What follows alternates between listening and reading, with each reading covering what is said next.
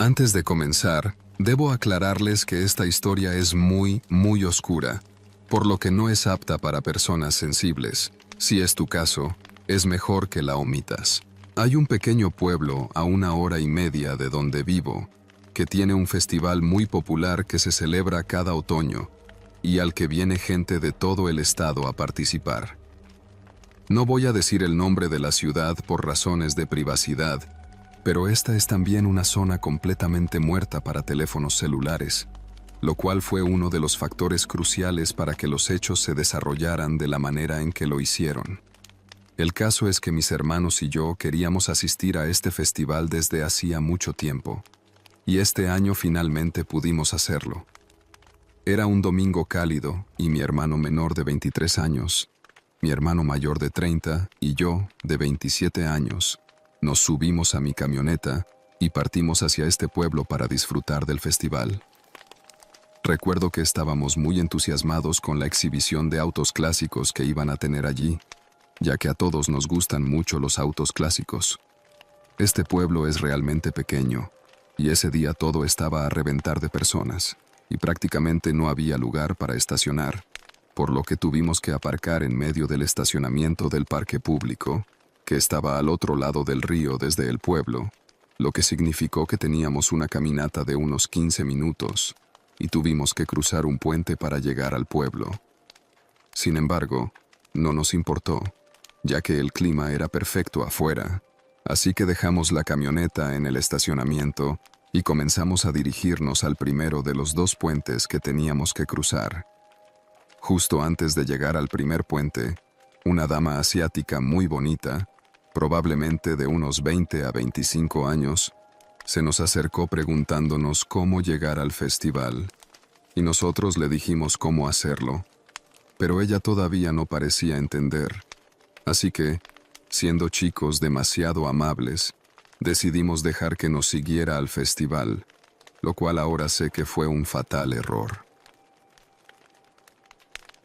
Comenzamos a caminar con la chica hacia el festival, y ella parecía muy amable y encantadora, especialmente con mi hermano menor, a quien aparentemente no le era indiferente la atención de la chica. Llegamos al pequeño pueblo finalmente, y mi hermano mayor y yo queríamos ir a ver el festival, especialmente la exhibición de autos clásicos, ya que eso era lo más importante para nosotros, básicamente la razón por la que vinimos aquí. Pero la chica dijo que estaba buscando un lugar en particular en la ciudad donde se llevaba a cabo cierto evento del festival, pero no sabía cómo encontrarlo. Aunque esta era la primera vez que veníamos al festival, no era la primera vez que estábamos en el pueblo. De hecho, habíamos venido muchas veces antes con mi padre a pescar, así que conocíamos bastante bien la zona. Entonces, siendo muy amable con la chica, mi hermano menor se ofreció a llevarla allí, y nos dijo que luego se reuniría con nosotros en la exhibición de autos. Nosotros estuvimos de acuerdo, pero entonces no sabíamos que esa sería la última vez que lo veríamos en 2 años. Después de dejar a mi hermano pequeño con la chica, mi hermano mayor y yo, nos fuimos a la exhibición de autos, y luego de que comenzamos a admirar todos los autos clásicos, por supuesto, nos olvidamos por completo de nuestro hermano pequeño, ya que estábamos muy distraídos como para percatarnos de que había pasado un buen rato y él aún no llegaba. Antes de darnos cuenta, ya era casi mediodía, y fue entonces cuando nos percatamos de que nuestro hermano aún no había venido a buscarnos. Esto nos extrañó, pero no pensamos en nada malo en ese momento. Intentamos llamarlo, pero rápidamente nos dimos cuenta de que no había servicio de telefonía celular en el pueblo. Como dije antes, no estábamos demasiado preocupados todavía, así que decidimos ir a comer. Almorzamos en uno de los restaurantes de la localidad, y después de sentarnos y hacer nuestro pedido, miré por la ventana y noté un teléfono público al otro lado de la calle, así que decidí probarlo y ver si podía comunicarme con Lu. Crucé la calle, aprovechando que todavía estábamos esperando nuestra comida, y probé llamar al número de mi hermano, pero la llamada no se realizó, por lo que lo más probable es que él tampoco tuviera señal. Colgué el teléfono y regresé al restaurante, donde finalmente nos habían servido la comida, así que comenzamos a comer. Después de almorzar, decidimos caminar y fuimos a visitar a algunos de los vendedores ambulantes, mientras tratábamos de estar atentos a ver si veíamos a mi hermano menor, aunque con la cantidad de gente allí, fue realmente difícil. Cuando eran las 4, ya estábamos bastante preocupados y no sabíamos qué hacer, así que caminamos hacia uno de los oficiales de policía local que estaba monitoreando el festival y le explicamos la situación. Él rápidamente llamó por radio a los otros oficiales para que estuvieran atentos, pero nuevamente con la cantidad de gente que había en el sitio, sería realmente difícil dar con él específicamente. A las 6 p.m. estábamos caminando por todo el pueblo para intentar encontrarlo, pero no vimos ninguna señal de él por ninguna parte. Fue en ese momento que ya no estábamos disfrutando del festival, ni mucho menos, y solo queríamos encontrar a nuestro hermano e irnos a casa. En menos de lo que pensamos, se hicieron las 7 de la tarde y estaba empezando a oscurecer. Ya habíamos decidido regresar a nuestro auto y ver si podíamos esperarlo allí. Estábamos seguros de que llegada esa hora, ese sería el primer lugar al que iría. Revisé mi teléfono nuevamente y todavía no tenía barras, así que no pude llamar a nadie. Pasó una hora más y no había señales de Lu, pero no quería irme y tener que dejar a mi hermano menor varado allí, así que nos quedamos sentados en el auto por un rato más. Alrededor de las 10 p.m. ya estaba completamente oscuro y todavía no había señales de él. Para entonces, éramos el único auto que quedaba en el estacionamiento y un guardaparque se detuvo a nuestro lado y nos dijo que el parque estaba cerrado y que teníamos que irnos. Le explicamos la situación al Ranger y él dijo que también llamaría por radio al departamento de policía local. Le dimos nuestros números de teléfono y dijo que se sentaría en este lote por un tiempo y vería si aparecía alguien que coincidiera con la descripción de mi hermano. Todavía no quería conducir una hora de regreso a casa en este momento sin él, así que el guardabosques sugirió que consiguiéramos una habitación en un hotel cercano para no estar demasiado lejos. Y no tuvimos más remedio que hacerlo. Afortunadamente, conseguimos un hotel que tenía 2 habitaciones. Pagamos, y cuando llegamos a la habitación, llamé al guardabosques para informarle en qué habitación estábamos en caso de que necesitara contactarnos, y le di el número del teléfono que estaba en la mesa de noche de nuestra habitación también. Me di una ducha, luego me senté en la cama y me conecté al Wi-Fi del hotel para poder verificar si mi hermano me había dejado algún mensaje, pero no había nada. Intenté llamarlo nuevamente, pero fue directo al correo de voz. Le dejé un mensaje diciéndole dónde estábamos, e incluso le envié un mensaje de texto. Dejé mi teléfono encendido e intenté irme a dormir, pero no hace falta decir que no dormimos muy bien esa noche, así que a la mañana siguiente lo primero que hicimos fue revisar nuestros teléfonos. Hermano mayor también, y, para mi sorpresa, no había ningún mensaje de nuestro hermano menor, ni mensajes de voz, ni mensajes de texto, nada. Como todos pueden esperar, estábamos muy preocupados en este punto. Quiero decir, normalmente siempre se mantenía en contacto con nosotros, sin importar qué. Esa mañana, después del desayuno, fuimos inmediatamente al departamento de policía local y presentamos un informe de persona desaparecida. Y ellos inmediatamente emitieron una alerta de ese día. Para entonces era lunes, y el festival había terminado, por lo que la ciudad fue despejada y todos los caminos volvieron a estar abiertos. Es por eso que decidimos manejar por toda la ciudad para ver si podíamos encontrarlo en algún lugar. Ahora, como dije en un principio, esta ciudad no era muy grande. Era un pueblo en realidad, y solo tenía unas 8 cuadras y 5 caminos que corrían paralelos entre sí. Conducimos por todos y cada uno de ellos, pero no encontramos nada, aunque incluso revisamos las afueras de la ciudad, pero nunca encontramos ni siquiera una pequeña pista de dónde podría estar nuestro hermano. Durante la siguiente semana, nos quedamos en ese hotel, mientras que varios amigos se sumaron a nuestra búsqueda e intentaron todas las formas posibles de contactarlo. Por correo electrónico de Messenger, videollamadas, todo, pero no obtuvieron respuesta tampoco. Todos mis mensajes en Messenger fueron recibidos, pero no leídos. Así que lo supe. Su teléfono tenía que estar encendido en algún lugar. Incluso publiqué en Facebook sobre todo el asunto y les dije a todos los que conocía que estuvieran atentos. Después de aproximadamente una semana, mi hermano mayor y yo regresamos a casa vacilantes, porque no podíamos tomarnos más tiempo libre en el trabajo. Durante los siguientes meses, incluso llenamos de folletos esa ciudad, todo con la esperanza de que alguien lo encontrara, pero nunca obtuvimos ninguna pista. Después de unos meses, sin obtener ninguna pista, el departamento de policía del pueblo tuvo que cancelar el operativo de búsqueda por completo, porque tenían cosas más importantes de qué preocuparse. Ahora también les recortaron todos los fondos para el departamento. Sí, muchas gracias, señor presidente. Así que pasa un año, y luego 2, y no escuchamos nada de mi hermano.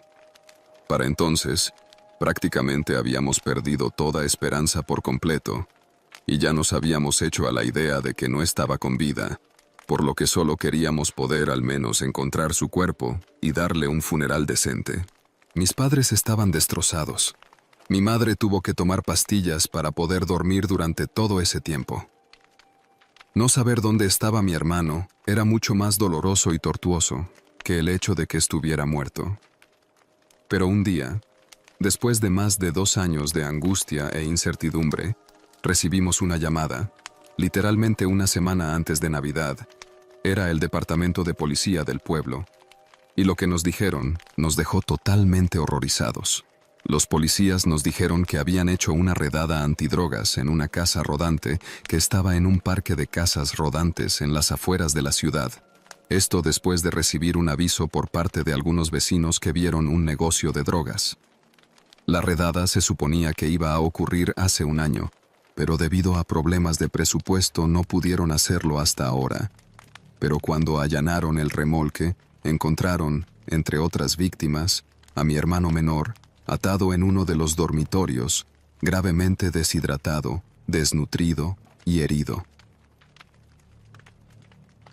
Cuando lo llevaron al hospital y lo interrogaron, dijo que la misma dama asiática del festival lo había llevado por un callejón, donde 3 tipos lo habían saltado y luego lo habían tirado a la parte trasera de un viejo camión de helados antes de llevarlo al tráiler.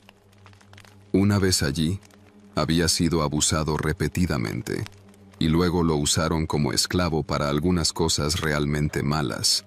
Le habían dado sustancias prohibidas en contra de su voluntad y lo sometieron a todo tipo de crueldades durante estos últimos 2 años. Creo que no hay manera de describir lo que puede sentir una familia al recibir una información como esa.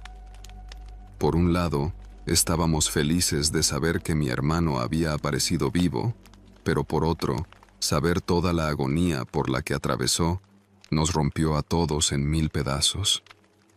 Mi hermano pasó 3 meses en el hospital recuperándose físicamente de todo lo que le hicieron, y todavía está en terapia hasta el día de hoy para poder lidiar con el trauma de esa horrible experiencia. Pero no ha sido nada fácil. El departamento de policía dijo que probablemente era parte de una gran red de tráfico de personas que usaban a la chica asiática para atraer a las víctimas. Al parecer, estos tipos también habían vivido en ese remolque durante casi 15 años y nadie tenía idea de que estaban tramando esto. Probablemente te estés preguntando cómo pasaron desapercibidos, pues si vives en un área menos deseable como este parque de casas rodantes, hay un dicho no contado de no delatar a tus vecinos, ya que aparentemente solo te pone un gran objetivo a ti mismo. Pero por fortuna, una nueva familia acababa de mudarse al tráiler, justo al lado de estos tipos, y al parecer no recibieron el memorándum. Los 3 tipos fueron arrestados y sentenciados a cadena perpetua por múltiples cargos. La mujer asiática nunca fue atrapada porque no estaba allí cuando ocurrió la redada. Uno de los tipos en realidad murió en prisión un mes después de haber sido arrestado, debido a años de consumo de drogas. El remolque en el que lo encontraron fue demolido una semana después de que los sujetos habían sido arrestados. No hemos regresado a ese pueblo desde entonces, y lo más probable es que nunca lo hagamos. Y tú que estás oyendo este relato, siempre ten cuidado en quién confías, ya que incluso las personas aparentemente más agradables e inofensivas pueden ser el señuelo del monstruo para atraer a sus presas.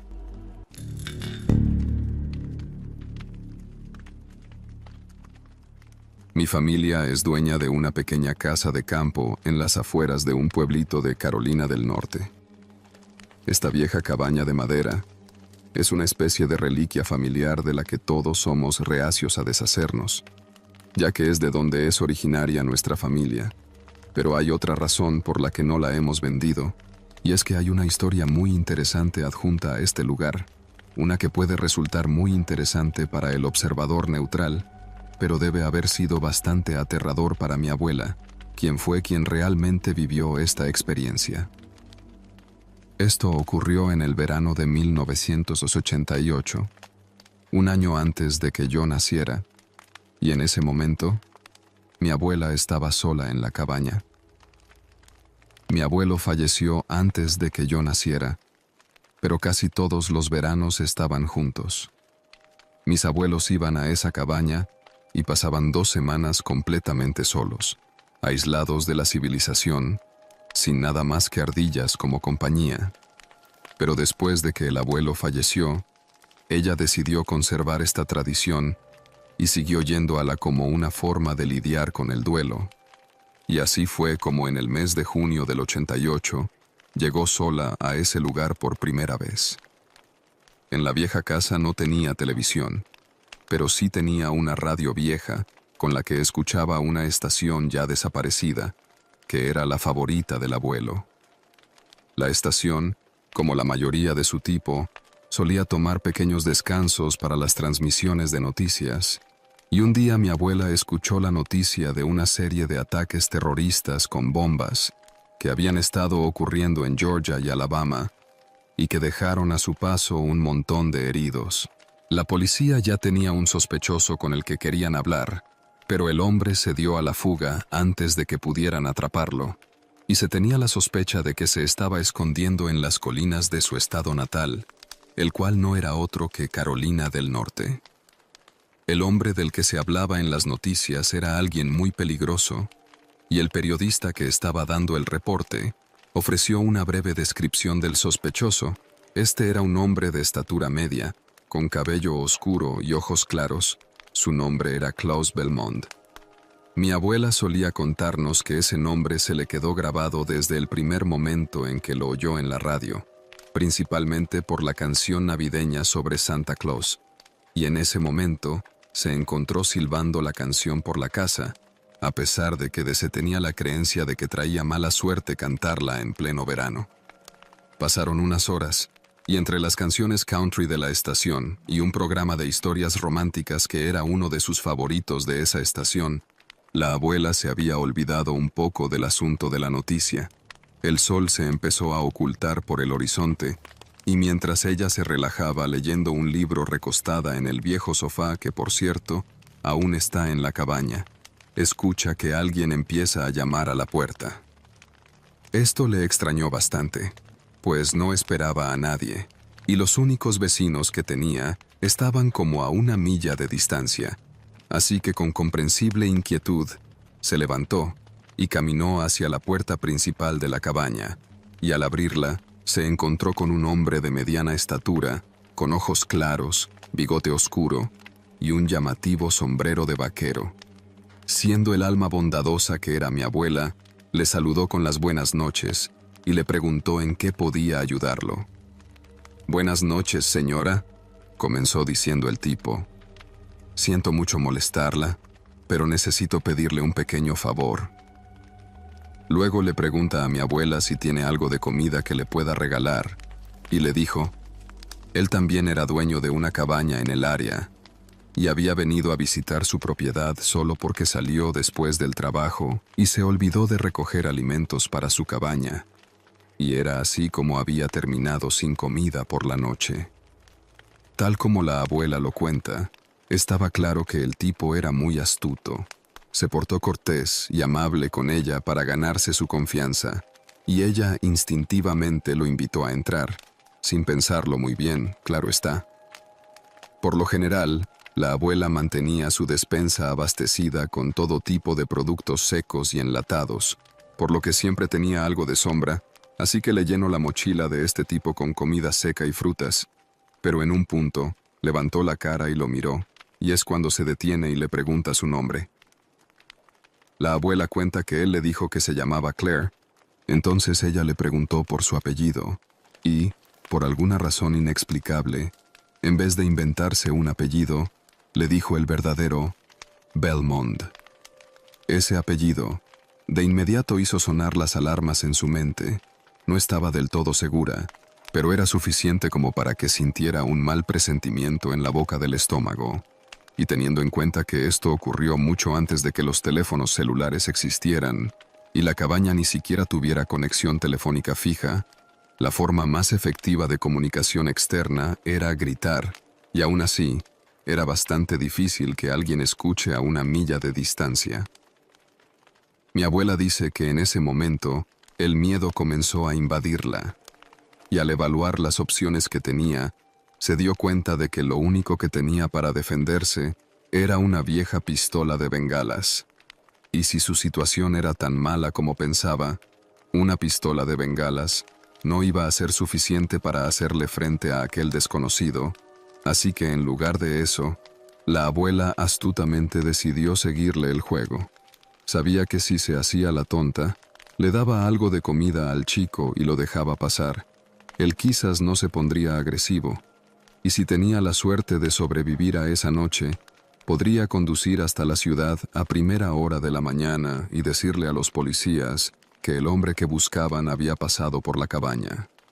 Pero luego, cuando estaba a punto de pedirle cortésmente que siga su camino, él dijo algo que lo cambió todo, y que hizo que se le erizara cada vello de su cuerpo. En realidad tengo otro pequeño favor que pedirte. ¿Será que tiene un lugar en esta cabaña donde pueda descansar y pasar la noche?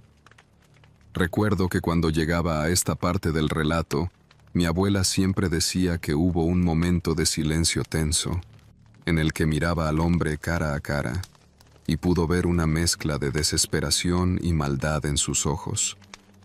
Ella trató con todas sus fuerzas de mantener la calma, mientras decía, «Lo siento, simplemente no tengo espacio libre». Entonces, Claire metió la mano en su chaqueta y sacó una pistola. Le apuntó con ella y le dijo, «Lo siento tanto, esperaba que no dijeras eso». Luego asintió hacia el arma y le dijo, «No me obligues a usar esto». Y por si aún hay algún despistado que no se ha dado cuenta, el hombre en su puerta no era Claire Belmont, o cualquier nombre falso que se haya inventado en ese momento. Este hombre era el mismísimo Klaus Belmont, el terrorista que había ocasionado un montón de muertes. La abuela decía que ese fue, y con diferencia, el momento más aterrador de toda su vida, pero no por las razones que podrías imaginar, pues ella decía que nunca tuvo miedo de morir en sus manos. Tenía alrededor de 70 años en ese momento, y creía haber arreglado las cosas con Dios desde hacía mucho tiempo. Pero lo verdaderamente aterrador era lo extrañamente normal que era este tipo. Incluso después de que se quitó la máscara y le mostró su verdadero rostro, él se mantuvo educado y cordial con mi abuela. E incluso se ofreció a ayudarla con las tareas del hogar y esas cosas por la mañana. Obviamente ella le dijo que era más que capaz de cuidar de sí misma, y definitivamente no quería que el FBI pensara que estaba de acuerdo con que él se quedara allí durante la noche. Pero aún así, No se parecía en nada al maníaco desquiciado que había imaginado que era después de escuchar el informe de noticias. Mi abuela solía decir que la única vez que él realmente dio una pista de quién era o qué había hecho fue cuando dieron las gracias antes de cenar. Ella nunca pudo recordar exactamente qué fue lo que dijo, pero fue algo como, al final, prevalecerán los justos.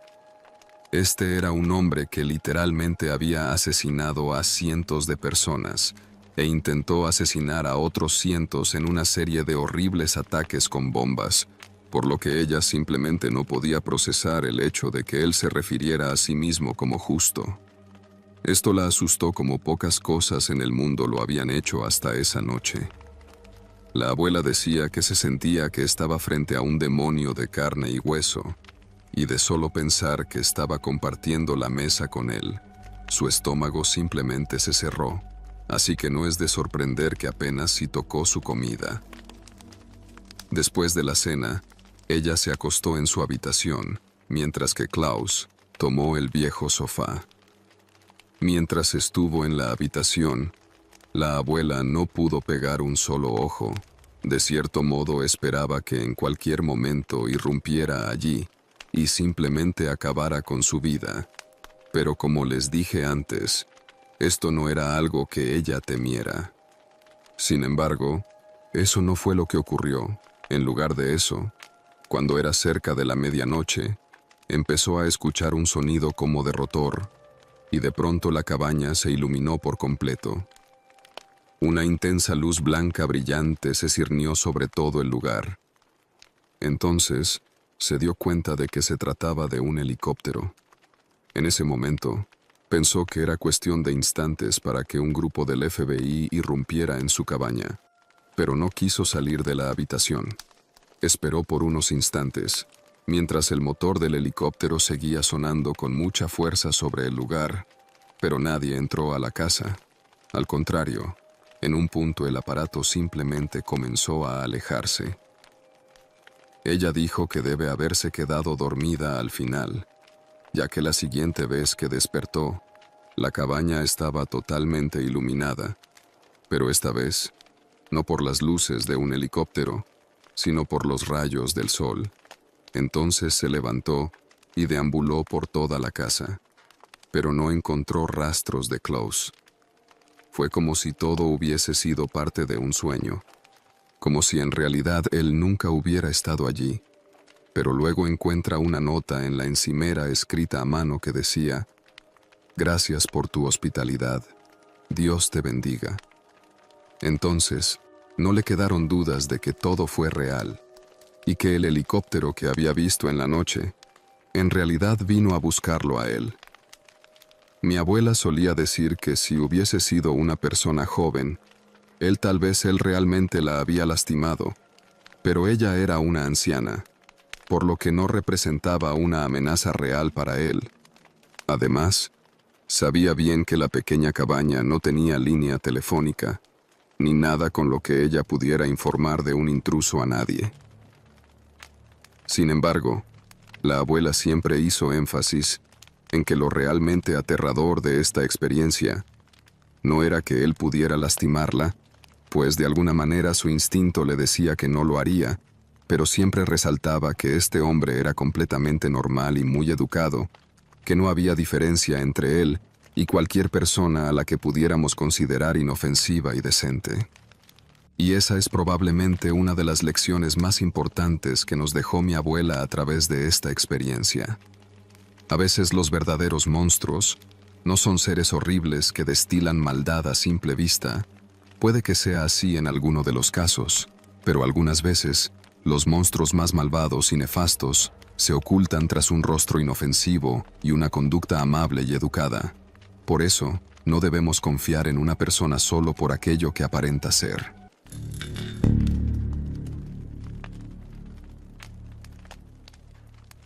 Crecí en un pequeño pueblo del Reino Unido, el tipo de lugar donde todos se conocen y nadie guarda secretos por mucho tiempo. Cuando tenía 13 años, me hice amigo de una chica que vivía en una casa que estaba justo detrás de la mía y empezamos a salir después de la escuela. No hacíamos mucho cuando no estábamos en casa del otro, simplemente visitábamos el parque local o paseábamos por la calle hablando sobre el drama escolar. Mi amiga fumaba cigarrillos, pero yo no lo hacía porque éramos menores de edad y ella se los quitaba a su padre, o simplemente los recogía los usados del suelo. Sí, esto era algo asqueroso. En nuestra calle teníamos una vecina a la que llamaré Diana, un nombre falso para resguardar su privacidad.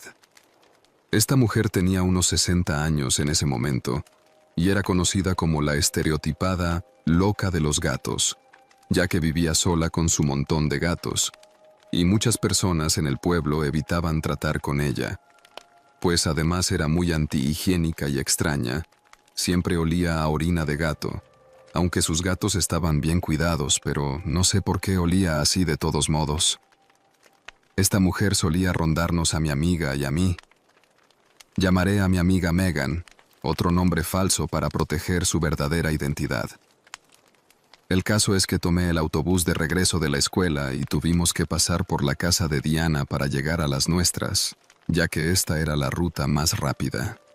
Siempre que pasábamos frente a su casa, la señora Diana se paraba siempre en la puerta de su jardín y entablaba una conversación con nosotras.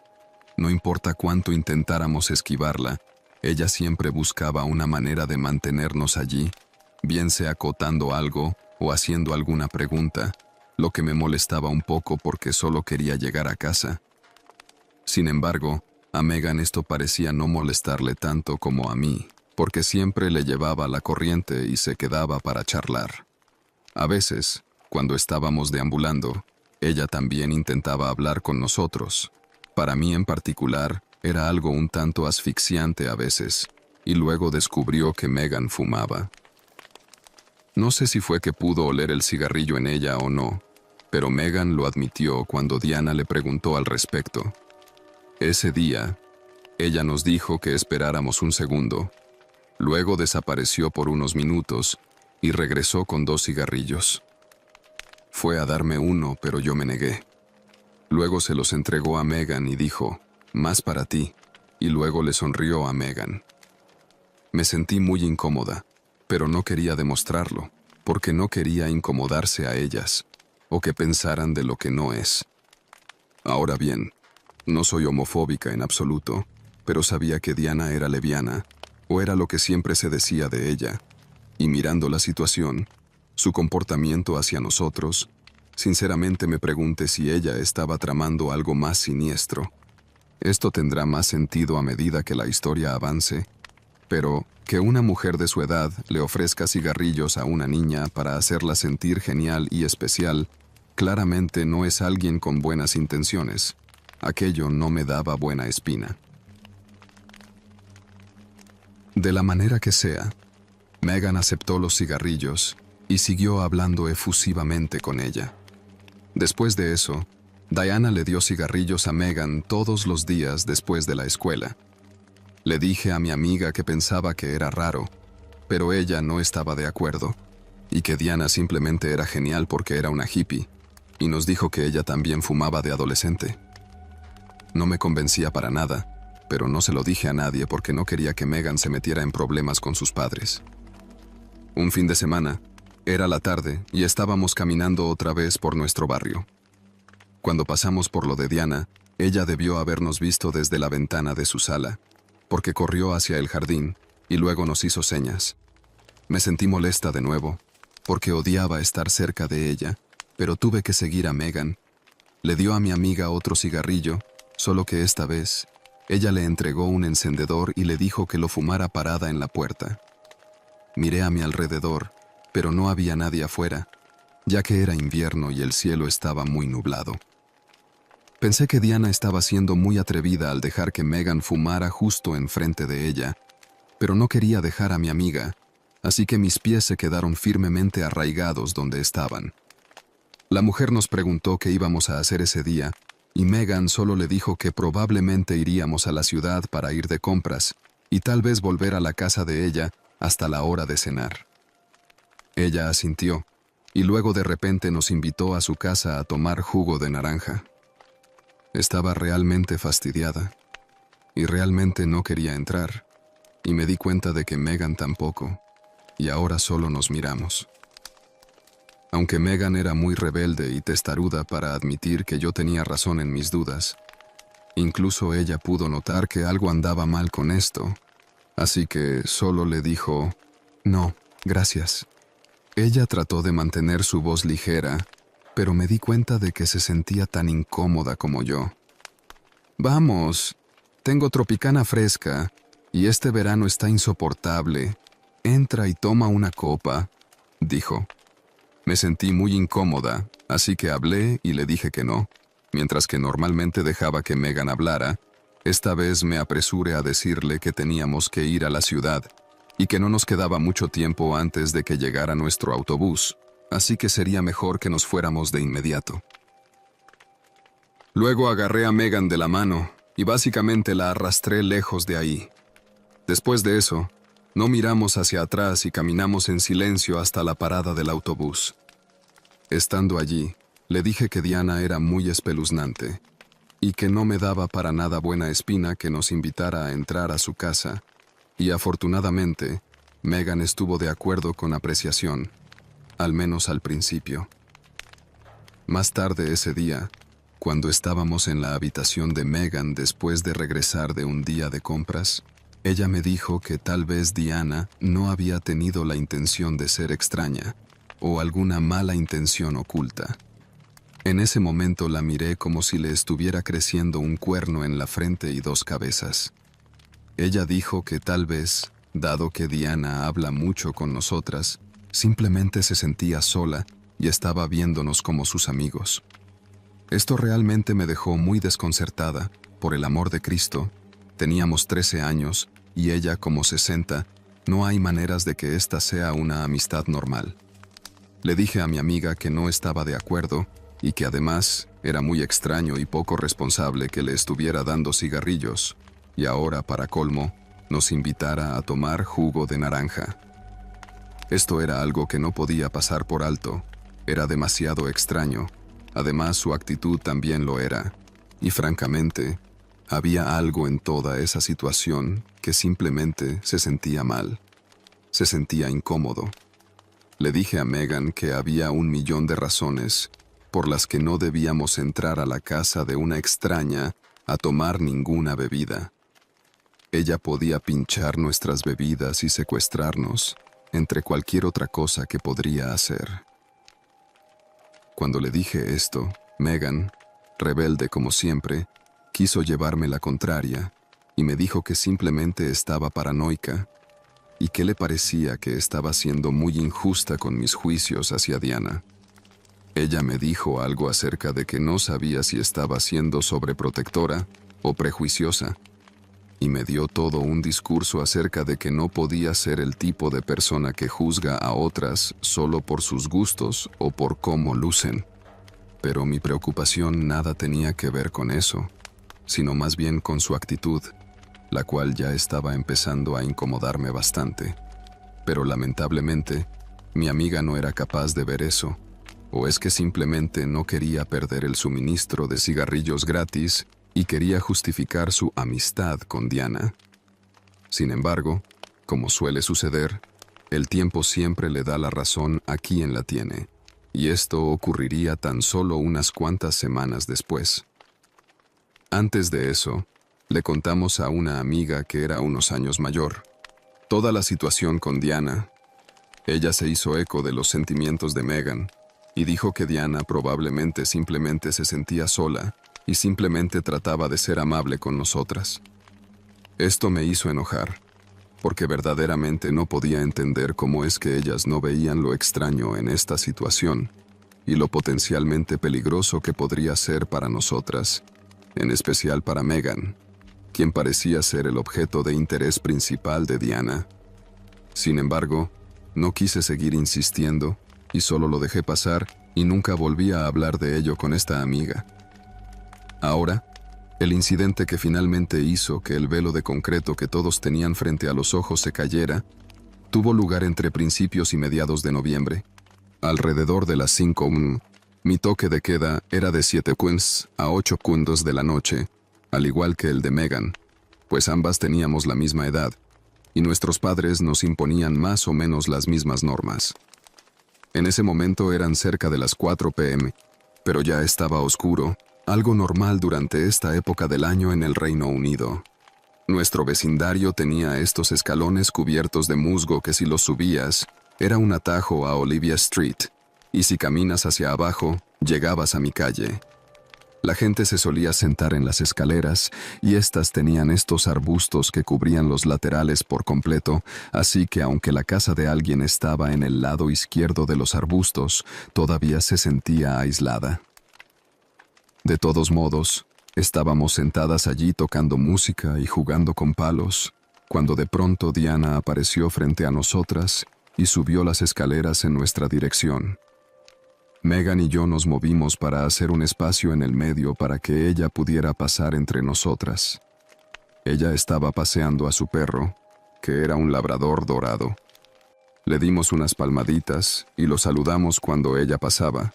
Él no se movía, lo cual era inusual, pero no prestamos mucha atención. Pasó aproximadamente media hora y todavía estábamos sentadas allí.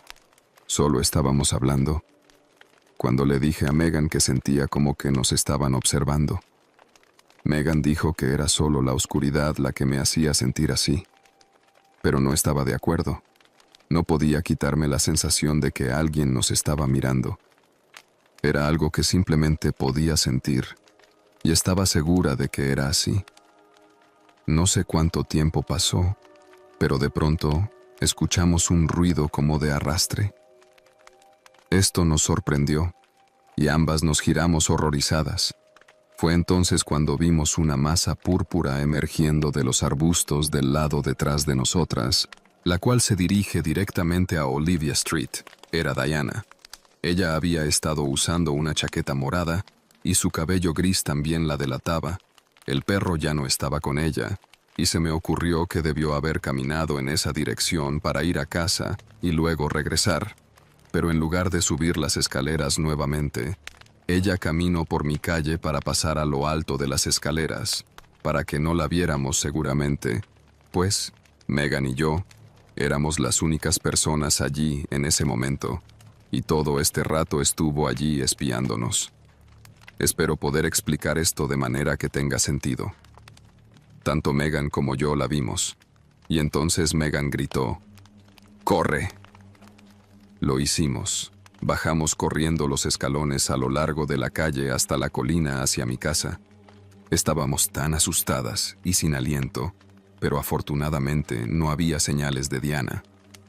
Cuando nos detuvimos y miramos hacia el camino, le dije a Megan que Diana era una persona asquerosa y que solo se había escabullido para espiarnos.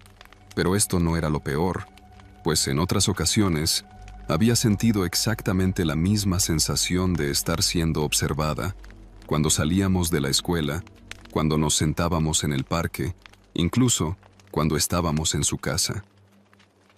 Esta era una inquietud que me había perseguido durante días, algo que ya le había comentado a Megan, y ella simplemente lo desestimó diciendo que estaba paranoica y que tenía sentimientos en contra de la pobre Diana.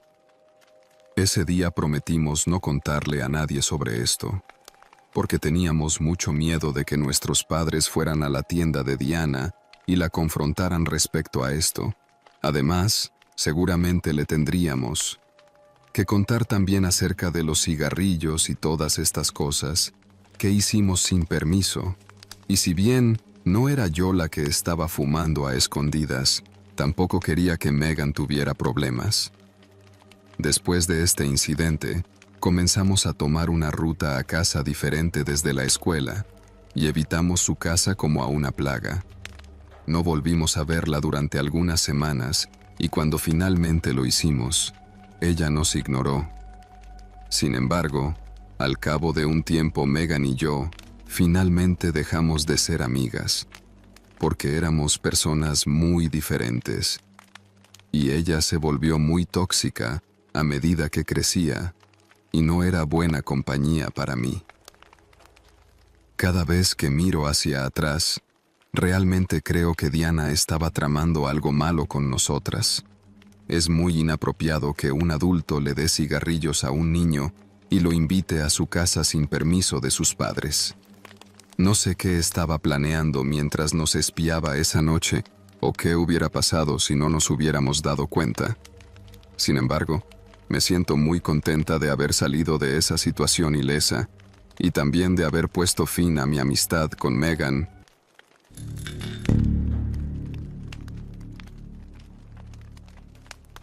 Me llamo Juan, y la historia que les voy a relatar ocurrió cuando tenía 15 años. En ese momento vivía en el medio de la nada, en un pequeño pueblo con una población de menos de 300 habitantes. Antes de esto solía vivir en un departamento en pleno centro de la ciudad junto a mi madre, donde pasé la mayor parte de mi vida. Sin embargo, debido a problemas financieros, terminé mudándome a este pequeño pueblo en las afueras de la ciudad, a una casa que era propiedad del novio de mi madre en aquel momento.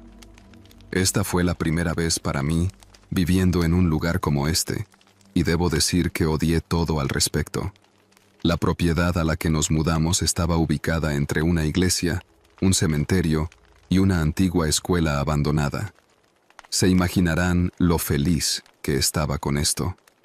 De todos estos lugares, cada uno más tétrico que el otro, la escuela abandonada era el edificio más próximo que teníamos. Estaba a tan solo unos 20 o 30 metros de distancia de la casa.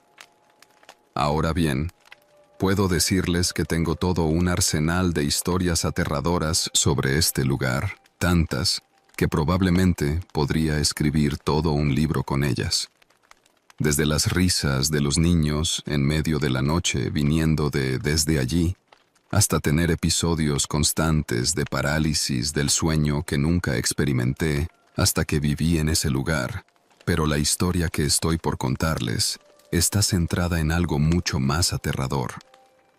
En este pueblo no había internet, lo que fue una completa pesadilla para mí, pues venía de vivir en una gran ciudad, y antes de mudarme pasaba la mayor parte de mi tiempo libre viendo videos en YouTube y jugando juegos en línea, ya que nunca he sido demasiado sociable. Sin embargo, una vez que estuvimos instalados en aquel pueblito en medio de la nada y completamente alejado de la tecnología, no tenía más remedio que entretenerme con los pocos juegos que todavía tenía instalados en mi PC, o simplemente viendo las mismas 10 películas que tenía en DVD una y otra vez. La noche del incidente eran alrededor de las 3 de la mañana. Todos los demás estaban en la cama para entonces, pero yo me había quedado despierto, metido en mi computadora jugando un viejo juego de Hitman que había instalado antes de mudarnos. Mientras estaba jugando, tenía puestos los audífonos todo el tiempo, por lo que no podía escuchar ningún sonido externo. Pero en algún punto puse el juego en pausa, y fue entonces cuando me pareció escuchar un sonido como de hojas crujiendo, el cual provenía del patio, cerca de mi ventana. Me quité los audífonos y caminé hasta mi ventana. Me asomé y miré hacia abajo, pero no vi nada. Mi habitación estaba en el segundo piso de la casa, y debajo de esta estaba la cocina, que también estaba conectada a la puerta que conducía al porche trasero. Después de que escuché el crujido de las hojas afuera, se hizo un silencio inquietante. Debo decir que ya estaba nervioso, pero pronto ese silencio fue interrumpido por los ladridos frenéticos de nuestros perros afuera, los cuales resonaban por toda nuestra casa. Al oír esto, corrí hacia las escaleras y comencé a bajar los escalones para ir a buscar a mi madre y mi padrastro, quienes tenían su habitación en el sótano, lo que significaba que tenía que pasar la cocina para llegar hasta ellos. Cuando llegué al final de las escaleras, cerca de la cocina, comencé a escuchar golpes y gritos a mi derecha, que era donde estaba la puerta del porche trasero, y donde justo estaban ladrando los perros. En ese momento me congelé, me quedé completamente paralizado, en primer lugar por el miedo, y en segundo, porque no quería moverme y dejar que quien estuviera ahí me viera. Pero por fortuna para mí, mi madre y su novio también escucharon todo el escándalo, y este último me recibió en las escaleras al mismo tiempo que los horribles golpes y gritos habían comenzado. El novio de mi madre se acercó a la puerta trasera y le preguntó al sujeto qué era lo que quería, y fue entonces cuando las cosas se empezaron a poner extrañas. Al mirar a través de la pequeña ventana que tenía la puerta en la parte superior, mi padrastro se dio cuenta de que el desconocido en el porche trasero estaba empapado de sangre. Les juro que esta ha sido una de las cosas más espeluznantes que he visto en mi vida. Aquel hombre estaba cubierto de sangre, de pies a cabeza. Sin embargo, no parecía estar herido, solo muy desesperado. Cuando mi padrastro le preguntó a aquel hombre qué le había pasado y qué era lo que quería, éste le comenzó a decir atropelladamente que lo venían persiguiendo por el bosque, que había un grupo de personas que intentaban matarlo, que le dispararon y lo hirieron. En ese momento el tipo comenzó a suplicar que lo dejáramos entrar para poder esconderse y usar nuestro teléfono. Mi padrastro le había dicho que se alejara de la puerta y le mostrara dónde le dispararon. Pero al hacerlo el hombre rápidamente cambió de historia. Ahora comenzó a decir que no era su sangre, sino la de su compañero, algo que no había mencionado en ningún momento. Pero luego comenzó a divagar. Y en este punto mi padrastro le pidió que se fuera, y le deseó la puerta en la cara. Fue entonces cuando las cosas tomaron un rumbo muy aterrador. Al ver que le cerraron la puerta, el hombre comenzó a golpearla frenéticamente y gritar que lo dejaran entrar, pero a medida que lo hacía, su tono fue cambiando de suplicante a exigente, y de exigente a amenazante, y aterradoramente violento. El sujeto comenzó a patear la puerta y amenazar de muerte a mi padrastro. Mientras tanto, éste le repetía una y otra vez que se largara y le advirtió que llamaría a la policía. En medio de todo este caos, mi corazón latía tan fuerte que sentía como si se fuera a salir de mi pecho en cualquier momento, mientras que mis manos comenzaron a temblar sin control. Mi padrastro me dijo que tomara el teléfono de la casa y llamara a la policía de inmediato. Mientras estaba al teléfono con la policía, vi que mi madre bajó corriendo las escaleras hasta su habitación y luego subió con el arma de mi padrastro y la puso en sus manos. El hombre en la puerta siguió golpeándola de una manera irracional, mientras seguía gritando amenazas y al mismo tiempo diciendo que lo iban a asesinar los hombres del bosque por nuestra culpa. Esto era algo completamente espeluznante y aterrador.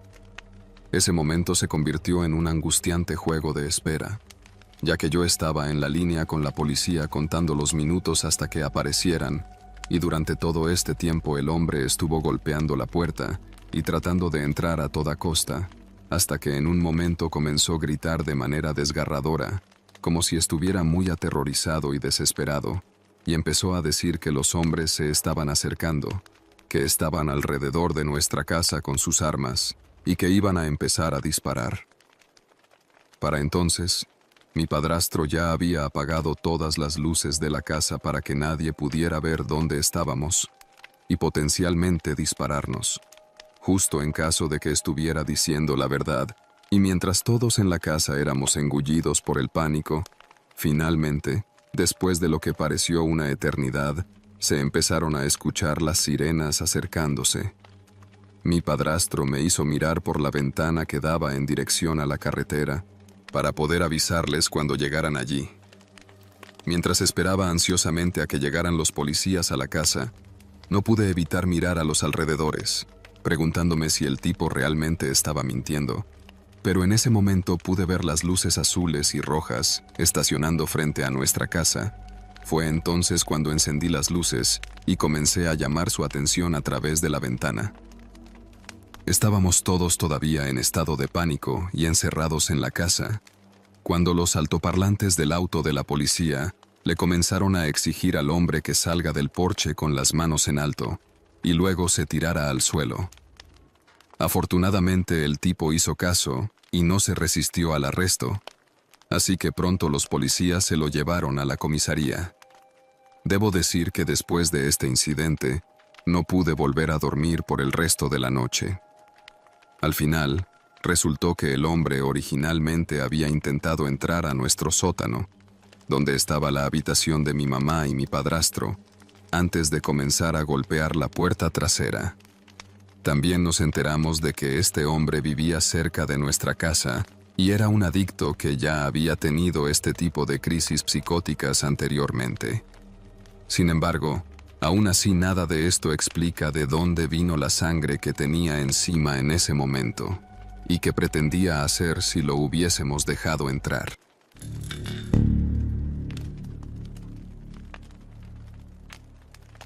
Hola, me llamo Amanda. Recientemente tuve que mudarme a un nuevo vecindario debido a un incidente aterrador que tuve con otro residente del pueblo en el que vivía. Este tipo se había obsesionado conmigo hasta el punto que intentó secuestrarme y casi acaba con mi vida en el proceso. Actualmente, este hombre está en prisión y lo estará al menos durante algunos años. Sin embargo, su familia todavía vive en el mismo vecindario y han amenazado en mi familia en más de una oportunidad. Es por eso que mi mamá decidió que estaríamos más seguros en otro lugar, pero debíamos irnos sin avisar y sin levantar sospechas. Así que hace un par de semanas, empacamos todo lo que pudimos en nuestro auto y nos escabullimos en mitad de la noche sin que nadie supiera a dónde íbamos. Pero ese es el final de esta historia de terror de la vida real, o al menos lo que se ha escrito hasta ahora, porque honestamente, creo que esto aún no ha terminado. Sin embargo, hoy les voy a relatar cómo fue que pasó todo esto. Mi madre y mi hermana menor habían vivido en ese pequeño pueblo de Wisconsin durante los últimos 7 años, antes de que yo me mudara con ellas. He estado viviendo con mi padre en California desde que él y mi madre se divorciaron. Me gusta vivir allí, y no quería dejar a mis amigos, pero casi nunca veía a mi hermana, y nos extrañamos demasiado, así que un día tomé la decisión de mudarme a Wisconsin con ellas.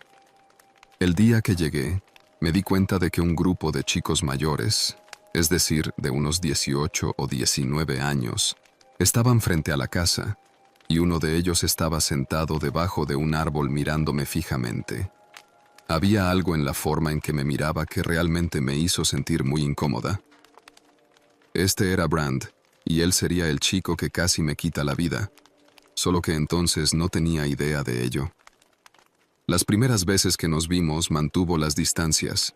Le tomaría alrededor de un mes presentarse, y fue más porque las circunstancias lo forzaron, ya que coincidimos en la parada de buses y casi chocamos. Ese día, nuestras miradas se encontraron por primera vez, y aún recuerdo esa extraña sensación de indecisión que tuve al mirarlo a los ojos. Por un lado, era un chico muy guapo, pero en el fondo tenía ese sentimiento de desconfianza que es como tu sexto sentido advirtiéndote que esa persona no es buena para ti. Nos miramos fijamente sin decir nada durante unos instantes. Antes de que finalmente se presentara y yo hiciera lo mismo, él me ofreció la mano y nos dimos un apretón muy incómodo, que fue el comienzo de una amistad corta, pero eventualmente aterradora. Nuestro primer día juntos sería divertido y no habría indicación de cómo serían las cosas. Brand permaneció tímido por un tiempo, y ese día no dijo mucho. Estábamos en casa de una amiga en común que estaba de cumpleaños y nos invitó. No había muchas personas, de hecho, éramos solo 5. Ella, Brand, Marshall, Angélica y yo. Ese día la estaba pasando bien con todos, pero poco después de cortar el pastel, Marshall y Angélica se fueron, y solo quedamos Susie, Brand y yo. Pero no entendía por qué Brand se quedaría, ya que básicamente solo Susie y yo estábamos interactuando, pues él estuvo la mayor parte de la reunión, sentado en el sofá sin decir nada. Llegó un momento en que Susie tuvo que ir al baño, y Brand y yo nos quedamos solos en la sala. En ese momento, me encontré haciendo una pequeña charla para evitar cualquier silencio incómodo. Él me había hablado de una zona boscosa cercana, donde los otros chicos mayores pasaban el rato, y me invitó a acompañarlos la tarde siguiente. Yo no vi nada de malo, al contrario. Estaba casi recién llegada al pueblo y esa me pareció una buena oportunidad de conocer a otros chicos. Al día siguiente, él me fue a buscar a mi casa para ir a donde me dijo, y cuando llegamos, ya había otros 3 chicos, un chico y 2 chicas, los cuales estaban fumando. Brand y yo nos quedamos un rato y fumamos con el grupo. Esto no era nuevo para mí, ya que cuando vivía con mi papá, también solía fumar a escondidas con un grupo de amigos del vecindario. Al final de ese día, todo salió bien y había logrado 3 nuevos amigos. Después de eso, él y yo seguimos pasando el rato en la casa club, como le decíamos al área boscosa donde nos reuníamos para fumar, y en general nos llevamos muy bien, hasta el día en que me pidió que fuera su novia. Ese día, la pregunta me tomó por sorpresa sinceramente. Aunque él era guapo, y hasta el momento se mostró agradable, no me atraía como novio. Lo veía más como un buen amigo, y así era como quería que las cosas siguieran. Pero no quería herir sus sentimientos, así que traté rechazarlo de la manera más suave que pude. Él no dijo nada, y pensé que simplemente estaba algo decepcionado, así que para suavizar las cosas, rápidamente cambié de tema. Pero quizás lo hice de una manera muy abrupta. Había visto un gato atigrado caminando a unos 30 pies de distancia de nosotros, y comenté algo como, «Oh, un gatito, mira qué lindo, ven gatito, ven». Entonces, él hizo algo que me dejó muy sorprendida. Recogió un puñado de piedras y comenzó a lanzárselas a la pobre criatura. Afortunadamente, falló todos los tiros, pero esto me horrorizó y molestó en igual medida, así que comencé a gritarle qué rayos le pasaba. Me puse muy molesta y me fui a mi casa. Llegué a casa, sin estar muy segura sobre el futuro de nuestra amistad, pero nos encontramos más tarde en la semana. El hermano de Brand y algunos otros estaban nadando en la piscina de una vecina, y nos invitaron a mi hermana y a mí a unirnos a ellos, así que lo hicimos. Corrí a casa y me puse mi traje de baño favorito, me reuní con ellos y salté a la piscina. Me estaba divirtiendo chapoteando con los demás y refrescándome un poco porque parecía que hacían más de 100 grados ese día y el agua se sentía genial. En un punto me salí de la piscina para tomar un trago de agua y estaba hablando con uno de los chicos que acababa de conocer, cuando de la nada, Brand corrió hacia donde estábamos y empujó al chico a la piscina. Todos, incluida la víctima, comenzaron a gritarle y preguntarle por qué demonios había hecho eso, pero en lugar de disculparse, se fue pateando cosas, tal como lo había hecho en el bosque. Más tarde nos volvimos a encontrar en una pequeña plazoleta que quedaba en el centro del pueblo, y donde todos nos reuníamos en las tardes para pasar el rato, y entonces le pregunté por qué lo había hecho, y dijo que se había sentido abrumado por los celos al verme hablando con el chico. Me dijo que no quería verme con otro chico, y me insistió en que estaba enamorado de mí, y que nadie más me querría como él. Para ser honesta, no lo dijo de manera agresiva, pero había algo en la forma en que me miró y la forma en que pronunció esas palabras que me hizo dar escalofríos. Si fuera inteligente, habría huido en ese momento, pero la verdad es que de cierto modo sentí pena por él y le aseguré que no tenía ningún interés en ese chico. La sonrisa y la mirada de puro alivio en su rostro después de esas palabras debieron haber sido otra señal de alerta, pero ya hemos establecido que no soy muy inteligente. El resto del día transcurrió bien, y no pasaría nada espeluznante durante toda la semana. Habíamos estado jugando 15 días y fumando en la casa de un amigo. Esa tarde, Brand intentó robarme un beso. Esto me enojó y comencé a gritarle. Él puso cara triste para hacerme sentir pena por él, y si esta hubiera sido la primera vez que lo intentaba, tal vez lo había dejado pasar, pero lo había intentado justo el día anterior en el bosque, y no había nadie allí para verlo en ese momento. Pero ese día, una sala llena de personas nos vio, y eso fue la gota que colmó el vaso. Le dije a Brand que se estaba sobrepasando y que no le iba a permitir irrespetarme de esa manera. Me fui de allí después de eso. Estaba muy enojada, y no tenía intención de volver a hablar con él. Pero llegó a mi puerta al día siguiente, como si nada hubiera pasado. Le dejé saludos antes de cerrarle la puerta en la cara. Mi esperanza era que entendiera el punto y me dejara en paz, pero en cuestión de horas, los mensajes de disculpa comenzaron, y continuarían durante al menos una semana más. Casi respondí uno, solo para decirle que me dejara en paz, pero mi hermana me convenció de que solo le daría esperanza y que nunca pararía después de eso. Esta vez decidí hacerle caso y no respondí. Los mensajes eventualmente se detuvieron por sí solos, y por primera vez en casi un mes, tenía motivos para esperar que todo hubiera terminado. Las cosas pronto comenzaron a calmarse, y no había señales de que Brand estuviera afuera. Digo esto porque las últimas semanas estuvo asediando mi casa todos los días, todo el día, lo que me obligó a mantenerme encerrada, pero ya empezaba a volverme loca. Así que ese día, después de escanear el área alrededor de mi casa y al otro lado del camino en busca de Brand, consideré seguro tomar la corta caminata hasta los buzones. Salí por la puerta caminando lentamente al principio, lista para correr de regreso al interior al verlo por primera vez, pero cuanto más me acercaba, más confianza tenía. Unos cuantos trozos de correo basura fueron todo lo que me recibió. Sintiéndome un poco más relajada, aspiré a pulmón lleno un poco del aire caliente de la tarde y regresé a la casa.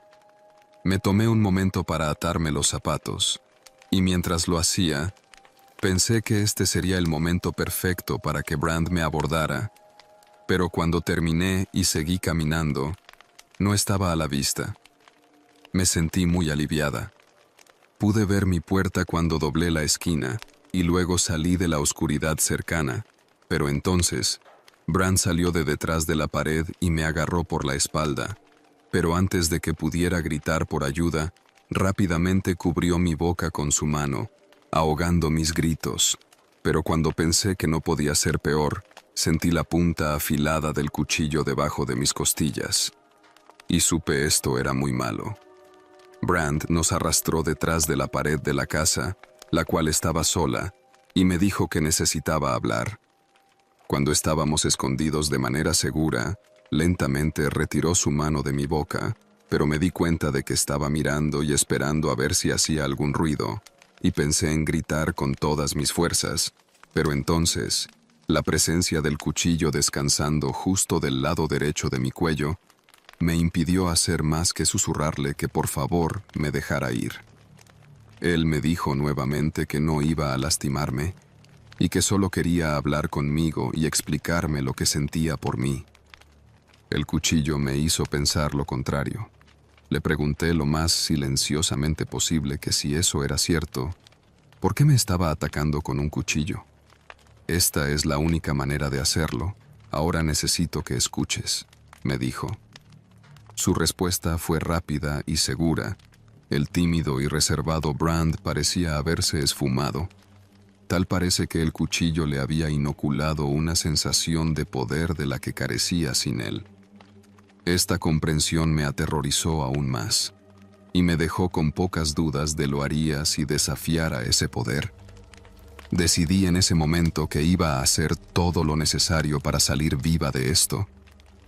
Bueno, estoy escuchando, le dije entonces, y me aseguré de usar el más suave tono de voz femenina que pude. También relajé mi cuerpo para darle la idea de que estaba cumpliendo de buena gana.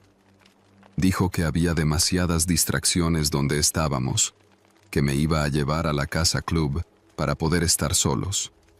Sofoqué el escalofrío lo mejor que pude, y el único pensamiento que tuve fue que él me llevaría allí y me mataría, y si este era el caso, iba a intentar liberarme siempre que pudiera, incluso si tenía que matarlo para hacerlo. Comenzamos a caminar. Yo iba delante y él me siguió detrás mientras nos dirigíamos hacia el bosque, presionando la punta de la hoja firmemente contra mi columna durante todo el camino. En el trayecto, me contó cómo se había enamorado de mí en el momento en que me vio y lo enojado que se sentía cada vez que otro chico me hablaba. No dije nada en todo este tiempo, y la verdad estaba haciendo todo lo posible para bloquear lo que él estaba diciendo y buscando mi oportunidad de escapar. Mientras nos acercábamos, pude ver una fogata ardiendo a lo lejos. Dios mío, ¿cuánto tiempo ha estado planeando esto?, pensé. Cuando llegamos, nos sentamos juntos en un largo tronco que él había dispuesto en el lugar. Me miró a los ojos con nostalgia y habló de lo mucho que lo lastimé al negarme a ser su novia. Se había aferrado a la esperanza de que él y yo nos pertenecíamos el uno al otro, y se le ocurrió la idea de que si me besaba, a lo mejor yo me daría cuenta de que yo también lo amaba. Por un breve momento, olvidé cómo me habían llevado allí, y un sentimiento de lástima se deslizó en mi mente, pero fue fugaz, y lo que dijo después me devolvería a la gravedad de mi situación y me convencería de que mis sospechas anteriores eran ciertas. Él dijo que lamentablemente, el tiempo le había demostrado que nunca estaría lista para aceptar nuestro destino juntos, y que fue un tonto al pensar que una chica tan hermosa alguna vez querría estar con un tornillo suelto como él. Y luego dijo la cosa más espeluznante que he oído jamás, que un sueño que tuvo le mostró que si moríamos juntos, las cosas serían mejores. Cuando dijo esto, escondió su rostro y las lágrimas comenzaron a caer de sus ojos. Entonces levantó su mano con el cuchillo para limpiar las lágrimas, y me di cuenta que esa era la única oportunidad que tendría para escapar de allí con vida. Así que aproveché esa fracción de segundo, en la que él miró hacia abajo y me quitó el cuchillo, para ponerme de pie y comenzar a correr tan rápido como mis piernas podían moverse.